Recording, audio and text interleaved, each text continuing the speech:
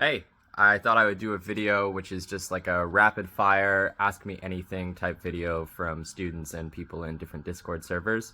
So we're just gonna take some of the questions and give it a go.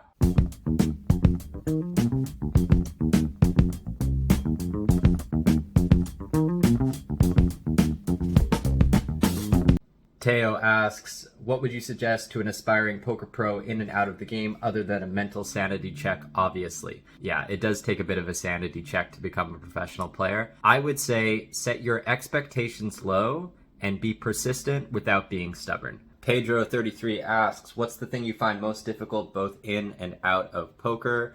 Once you understand the shape of theory, it's not that the game becomes easy exactly, but I don't really have a strong preference or dispreference towards one spot or another. But I would say that both in and out of poker, probably the thing I find the toughest is discipline. Something that I want to master, Pedro asks. I don't really think I'm ever going to master anything. I would like to get back into boxing at some point. Deborah asks, in your opinion, what are the skills and qualities of high-stakes players that small-stakes players lack? I think that there are three things that high-stakes players have. High levels of logical reasoning as it pertains to poker, the ability to retain large amounts of information, i.e. solver outputs, and they have a really strong mindset. I think most people that play 5K and up probably are very good at least two out of those three things. As with anything, these are traits that are developed both through effort and sometimes a little bit through natural aptitude.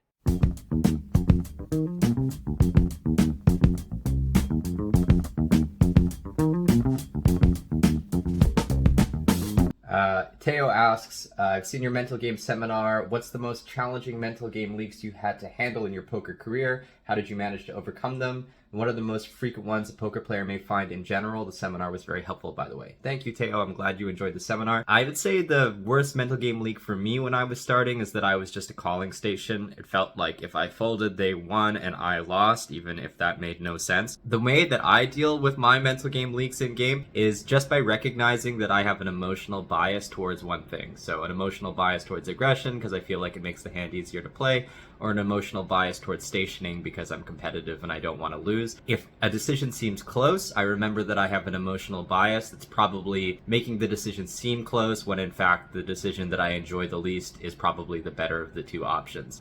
What people deal with most generally is a leak. If there's one thing that I recommend kind of for everybody to try to improve on, it's awareness. It's understanding when you're at your most emotionally volatile or emotionally vulnerable, what kinds of things trigger stress for you. Just basically being in touch with yourself. And you do that by talking about what you're feeling and by writing down what you're feeling and really thinking about what's going on for you. If you have awareness of what's happening, then there's always a way to fight back. Whereas if you just say, I've just been playing terribly and I don't know why and I don't know what's different in my life and I'm not sure what's happening, then it's very difficult. Then you need somebody like me to come in and try to fix you up.